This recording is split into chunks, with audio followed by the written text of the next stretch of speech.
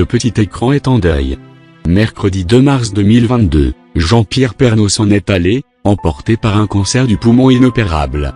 Le père de Tom, Lou, Olivier et Julien est décédé des suites de son cancer du poumon, avait déclaré l'agent de son épouse Nathalie Marquet dans un communiqué à l'AFP.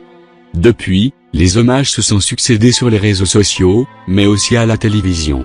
Dimanche 6 mars, nos confrères du Figaro ont dévoilé le lieu et la date des obsèques de la regrettée icône du JT de 13h.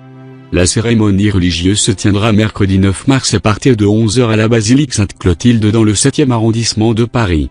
Quant à l'enterrement du célèbre journaliste, il se tiendra dans la plus stricte intimité dans un lieu qui n'a pas été communiqué, précise le Figaro.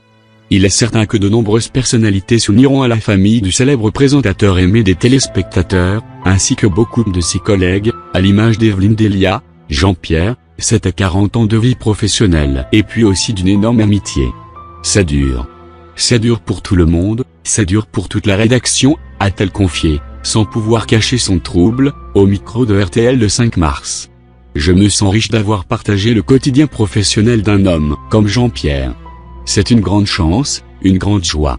Il incarne ce que je souhaite être dans mon métier, avait indiqué, quant à elle, la journaliste Dominique Lagrosse-Ampère. Jean-Pierre Pernaut n'était pas seulement un visage bien connu du PAF. Il était aussi un père de famille aimé et aimant, qui a laissé derrière lui 4 enfants et sa compagne, l'ancienne Miss France Nathalie Marquet.